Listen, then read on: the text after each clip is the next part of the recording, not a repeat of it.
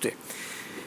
Como digo, estamos acá en la cabina, en el set de RPP con el abogado peruano, en este caso Fernando Silva. Señor Silva, muy buenas noches. ¿Algo le impresiona de lo que ha dicho su colega brasileño o no? No, en lo absoluto. Yo creo que acá estamos hablando de instituciones procesales que son reconocidas a nivel mundial. El esquema de una prueba ilícita, prueba prohibida, se entiende que es prohibida y que se vuelve ilícita y luego se prohíbe el uso, prueba prohibida, porque se obtiene bajo algún esquema de violación de derechos o garantías fundamentales. En este caso, si la justicia brasilera ha determinado, que ahora podemos aterrizarlo en el caso, ¿no? Ha determinado que la fuente de estos sistemas es ilícita por la cadena de custodia o porque, como hemos escuchado a André, el juez Moros se determinó que estaba parcializado, entonces esa prueba no puede ser usada en ninguna parte del mundo. El esquema aquí es un esquema de comunicación, es decir, esa circunstancia, esa situación de haberse declarado la prueba como prohibida, tiene que comunicarse por los conductos regulares a la justicia nacional para que pueda ser entendida como tal y pueda prohibirse su uso aquí también. Eso es perfectamente posible, perfectamente válido, muy común además, ya ha pasado en el país ese tipo de circunstancias, pero la forma en la cual nos hemos enterado de esto es una forma diferente, es una forma sui generis, es a partir de una carta rogatoria para unas declaraciones, que ese es el kit de este asunto, ¿correcto? Tenemos a personas que son colaboradores eficaces, es decir, ellos han venido al país, se han sentado con los fiscales, han señalado que quieren colaborar, han entregado información, ellos han entregado la información, la empresa, las personas que han sido declaradas colaboradores, y hay una resolución judicial que dice que son colaboradores y se obligan a declarar, o sea, ellos solos se han obligado para obtener este beneficio, la colaboración. Entonces, eso es lo que sorprende de toda esta circunstancia, que siendo ellos colaboradores ahora estén, digamos, sentados en la platea esperando que un juez les diga que sí, o esperando más bien que un juez les diga que no vayan a declarar, cuando lo que ellos tienen que hacer es venir a declarar. Ahora, lo que sorprende también es que se haya establecido que un juez, que en su momento era una figura verdaderamente ensalzada por muchos, como el señor Sergio Moro, haya sido parcial y que en consecuencia las pruebas de las conversaciones obtenidas por su gestión deben ser declaradas ilícitas. Tenemos un precedente algo así en el Perú porque es una tarea difícil probar de que un juez ha sido parcial, bueno, sobre todo si el juez o el fiscal, sobre todo acá, es tenaz. Yo te diría que todavía. Todavía. Pero guarda esperanzas usted como abogado. Yo no guardo esperanzas, sino creo que es lo que va a venir con alguna de las personas que participaron en la vorágine de todos estos casos al comienzo. Es a los fiscales que se les puede reprochar eso. Yo creería que a los fiscales, y sí, habría que analizar, todavía no estamos en ese nivel en nuestro país donde todavía no hay resoluciones finales de los casos. Pero hay ya, es decir, casos, ya estamos en varios casos en juicios, sí, en los cuales van a haber resoluciones que probablemente los jueces terminen absolviendo a las personas que han sido procesadas por alguna de estas razones que nos ha comentado Andrés en el Brasil, ¿no? Todavía no estamos a ese nivel en este caso. Esperemos que no ocurra porque deslegitimaría mucho el esquema judicial y el esquema fiscal, ¿no? Ahora, el sentido común queda chocado cuando uno escucha que hay ejecutivos que han confesado cosas, como el señor Barata, por ejemplo, el propio señor Odio, que es el dueño, principal accionista de la empresa. Y ahora hay una duda de que siquiera puedan participar y dar su testimonio y que lo que dijeron antes sea considerado inválido. Sí, lo que ocurre es que también hay que tomar en cuenta que en nuestro país, Fernando, era la primera vez que un caso tan grande se basa sobre la estructura de unas colaboraciones eficaces, sobre todo de la forma en la que se planteó aquí, ¿no? La empresa que bajo su manto estaban todos sus ejecutivos, ¿no? Entonces, yo creo que eso es una distorsión al tratarse de una empresa extranjera, tratarse de funcionarios que no necesariamente tienen que venir aquí, haber confiado un poco en ellos, ¿no? Pero finalmente la justicia tiene todo el esquema para traerlos y anularles inclusive la colaboración eficaz. No, según el señor Lozano. Claro que sí, claro que se diga, sí. No, venga usted, señor, o mande sus preguntas. No, que venga. Si no quiere venir, él está obligado por la colaboración eficaz. No es lo que parece querer el abogado Lozano, ¿no? Lo que pasa es que él te está hablando de lo que ocurre en el Brasil, que son cosas completamente diferentes. completamente distintas. Los procesos y los testimonios de allá están siendo cuestionados por la imparcialidad o la parcialidad supuesta del juez Moro. Pero acá, ¿alguien ha cuestionado formalmente a nivel judicial la colaboración eficaz? La sentencia está dictada, está confirmada, está vigente. Tienen que cumplirla. Si no la cumplen, y yo estoy seguro, bueno, espero que esto ocurra, que si no viene el señor Barata a declarar, que se anule esa colaboración eficaz y se proceda con las capturas, los procedimientos, el juzgamiento de estas personas que han reconocido haber cometido delitos. Será difícil capturar. Probablemente. ¿No? Francamente, probablemente. Son personas que han demostrado tener mucha capacidad de saber protegerse allá. Muy bien. Y tanto más acá. Ahora, la afirmación importante es que el clima ha cambiado en el país, Brasil. Según el señor Lozano, no tanto por la llegada al poder de Lula, puesto que algunas causas habían sido anuladas ya antes de que Lula fuera presidente. Según él, por el establecimiento de la parcialidad del juez Moro, que fue en su momento un héroe y que ha pasado a ser un villano, incluso ministro del expresidente Bolsonaro, de manera que es una carrera que desacredita su causa, ¿no? ¿En el Perú algo semejante puede pasar o no?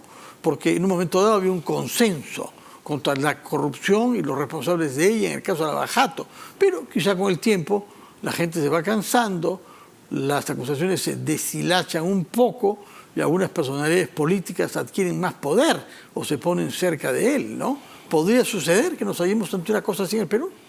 Lo que ocurre, Fernando, es que tenemos que entender que este caso, como lo estructuró la Fiscalía, que es una decisión directa de estrategia procesal, es usar lo que venía del Brasil, poniéndolo como más importante a la información que podían obtener de acá, ¿no? Al estar en una circunstancia así, entonces dependemos mucho de hechos como que declaren, por ejemplo, que es prueba prohibida esta información. Entonces los codinomes, ¿cómo quedan, no? Por ejemplo, ¿no? En el secreto. Claro, salvo que en el proceso de colaboración eficaz, que no lo tenemos claro porque no tenemos la documentación, que es lo que se entregó, no tenemos el acuerdo finalmente, salvo que esta información haya sido entregada de fuente distinta, ¿no? Entiendo que estos sistemas informáticos, lo que se cuestiona es la cadena de custodia desde Suiza al Brasil, que puede haber sido alterada, pero si esta información vino de Suiza directamente o los ejecutivos la entregaron desde sus propias fuentes, no desde la fuente original, o las declaraciones de ellos como conocedores del esquema, ¿correcto? No necesariamente remitiéndose a eso, pueden ser válidas acá sin ningún problema. Por eso yo creo que no es tan cierto este esquema que los casos se están cayendo. Lo que sí es cierto es que no tenemos claridad de qué es lo que dice ese acuerdo, cómo ha sido estructurado, qué información se entregó. No tenemos claridad de eso. Entonces, lo sabremos durante la fase oral del juicio. Yo imagino, fíjate que el día de hoy el doctor Germán Juárez hizo este planteamiento señalando que se le cita al señor Barata conforme al acuerdo de colaboración y los abogados sostuvieron el acuerdo que nadie ha visto, que ni siquiera está en el expediente. Entonces, hay un acuerdo de colaboración con la Fiscalía General, que sí se conoce, ¿no? Ese no es el acuerdo de colaboración de final. ¿Usted se refiere a un acuerdo específico? Al acuerdo específico, producto que es aprobado por una sentencia judicial, que los nombra y les da el premio, ¿no? De acuerdo. Ahora, ¿cómo ve usted que avancen los otros casos? Estamos hablando de este concreto de Barata, que tiene que ver con Ollanta Humala, ¿no? Pero hay otros casos. Hay otros casos que inclusive no tienen nada que ver o muy poco que ver con la gente de Odebrecht, ¿no? Y esos casos están avanzando en los tiempos judiciales de nuestro país y al ritmo de los fiscales. Hemos conversado en algún momento de los plazos en nuestro país, que son demasiado largos. Y no se clarifican. ¿No? Y pueden venir ese tipo de cosas, ¿no? Que la estructura política como en el Brasil cambió y acá podría cambiar, entonces se genera esa percepción de que lo político influye sobre lo jurídico, ¿no? Claro. Por otra parte, usted ha dicho que la Fiscalía cometió el error de depender demasiado de fuentes brasileñas. Sí. Pero se dice siempre que han habido también fuentes venidas de Suiza. ¿Qué es lo que aporta la documentación llegada desde Suiza? Lo que importa es quién la aporta y cómo se aporta. ¿Correcto? Si yo soy un colaborador eficaz y yo tengo esta información a la cual he accedido de manera oficial o a partir de mi trabajo, mi participación en el hecho ilegal, esa aportación es completamente válida. Si la información viene de manera posterior, que tiene que estar o que podría estar involucrada esta ruptura de la cadena de custodia, por ejemplo, entonces podría cuestionarse esta información sin duda, porque si es prueba ilícita, todo lo que venga de ella no se puede usar, ¿no? Y eso va a ser así, o sea, tarde o temprano la Corte Suprema, los abogados van a usar este argumento y la Corte Suprema lo va a aceptar porque es lo correcto. La prueba prohibida no se puede usar en ninguna parte del mundo. Y es lo que ha dicho el abogado Lozano también, ¿no? Ahora, ¿qué posibilidades hay de que hayan más imputados en el Perú que asuman su responsabilidad y confiesen? ¿Qué podría suceder si eso pasa ahora? Claro, es que es un escenario muy interesante, Fernando. Imagínate que el 10 de octubre no se presente el señor Barata y que la Fiscalía decida, como yo creo que debería ser lo correcto, decida romper el acuerdo de colaboración eficaz, ir donde un juez para que se anule la sentencia por incumplimiento del propio acuerdo en sí. Correcto ese señor. Entonces, estas declaraciones o todo lo que se haya hecho en el entorno de la colaboración eficaz no puede ser usado. A su vez pasa a ser prueba inválida. A su vez pasa a ser prueba inválida. Entonces la Fiscalía va a requerir nuevos elementos de prueba.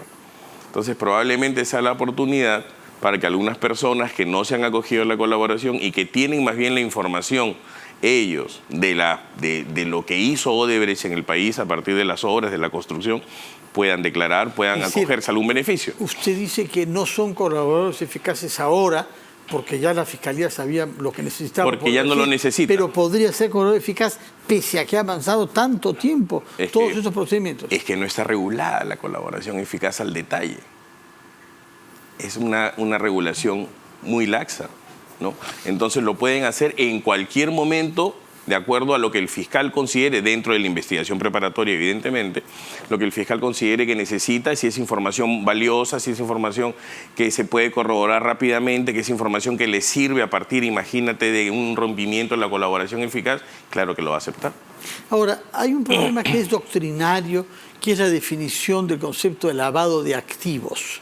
Porque parte de los juicios son por lavado de activos, porque la Fiscalía presume que ese es el delito que corresponde a haber recibido dinero durante la campaña. Y esto afecta naturalmente a varias de las personas procesadas, dirigentes políticos, ¿no?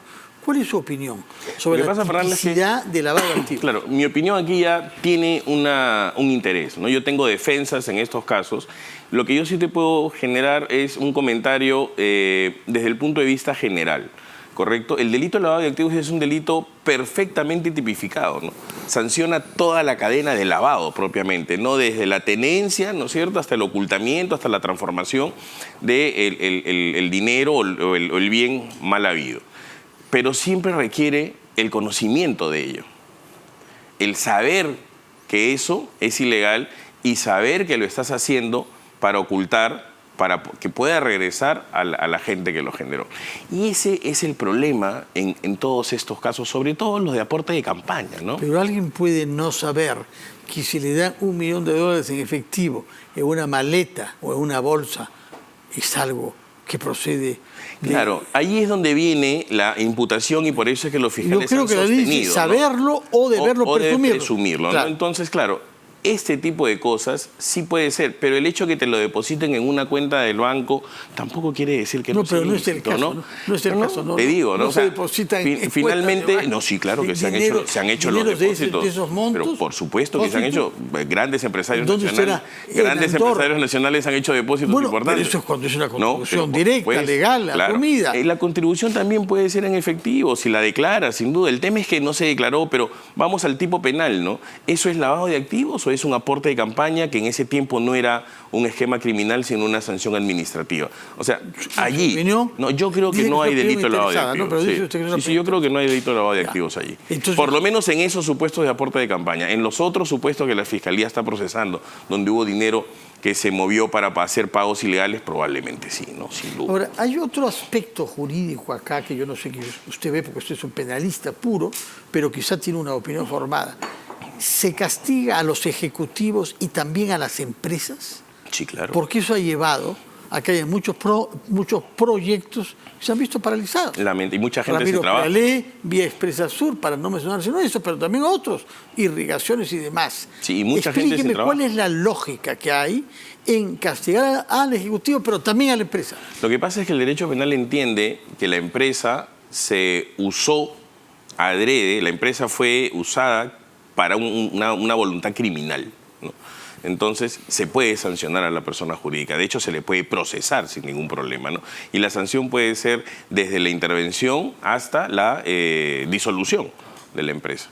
El problema es que cuando esto ocurre y estas empresas que necesitan financiamiento para funcionar, los bancos les cortan todas las líneas de créditos, entonces las empresas quiebran. Hay muchas empresas del sector construcción que han quebrado, sí, nacionales. Pero no las grandes, no las que están dando lugar a estos casos en Perú, ni Odebrecht, ni algunas otras. Hay algunas grandes que han quebrado que no son tan conocidas, Sí, ¿no? ya, pero ¿quién paga las consecuencias del hecho de que esta actitud de castigar a las empresas perjudique a los usuarios? Por ejemplo, de Ramiro Prealé o de la Vía Expresa Sur. Claro, ahí hay mecanismos que se tienen que usar para poder continuar con estas obras, ¿no? Lamentablemente, Fernando, en nuestro país... ¿Cuáles mecanismos? Porque no se ha usado. No, todo se ha parado en este país. Pero a ver, por ejemplo, tenemos a un alcalde que quiere retomar el esquema con rutas de Lima, con todos los peajes, y está buscando qué mecanismos usar para que estas empresas que obtuvieron estas circunstancias a partir de corrupción, que lo han declarado así, Odebrecht, por ejemplo, ¿no es cierto?, no administren ese tipo de peajes. Existen formas de hacerlo. No es un esquema que no se puede regular. Si la obra quedó inconclusa porque una empresa cayó en un esquema de corrupción o una empresa cayó en default económico que no puede cumplir, el contrato, la ley de contrataciones del Estado prevé la posibilidad de anular ese tema, intervenirla y volver a licitarla. Pero no se ha hecho. Claro, lo que ocurre es que ahí hemos tenido una mezcla de gobiernos, pues, de un conjunto de gente que no ha sabido manejar ni siquiera la compra de urea para evitar lo que estamos teniendo. Entonces, eso es lo que está ocurriendo lamentablemente en nuestro país, ¿no? Bueno, lo que prevé usted para los próximos meses, ¿cuáles procesos van a avanzar? Yo creo que todos están avanzando al paso del Poder Judicial. Ese proceso... ¿Paso lento? Sí, paso lento, pero sí se encuentran avanzando. De hecho, en este proceso vamos a estar a la expectativa hasta el 10 de octubre a ver si el señor Barata declara, por ejemplo, a ver qué ocurre allí, ¿no? Pero hay otros casos que están en plena desarrollo de la etapa intermedia, desarrollo de inicio de juicio. Ahora, si no viene el 10 de octubre, el abogado brasileño Lozano nos ha dicho, se le puede interrogar allá. Ya se ha hecho, además, ¿no? El tema es que esa sí es una opinión completamente particular. Yo creo que mucha condescendencia se está teniendo con estas personas. Estas personas son colaboradores eficaces. Para ser colaborador eficaz tienes que reconocer un hecho criminal. O sea, han reconocido un delito, han entregado la prueba y han sido aceptada por un juez y el juez les ha dado esa condición. No tienes que pedirle permiso para que vengan a declarar, ¿no? O sea, vienes a declarar. Y si no vienes a declarar, se anula tu colaboración y te proceso como cualquier otra persona. Eso es lo que se tiene que hacer. ¿Tenemos poder verdaderamente para eso? Pero por supuesto es un país, lo podemos hacer sin problemas, claro que sí. Vamos a ver, en todo caso tenemos que esperar hasta el 10 de octubre para ver cómo reacciona el señor Barata. Señor Fernando Silva, muchas gracias por estar acá. Recuerdo que usted es un abogado penalista y que tiene una experiencia como litigante en algunos de los casos vinculados a la trama general Lava Jato, pero no nada que ver con la empresa Odebrecht. Así es. Muchas gracias y muy buenas noches.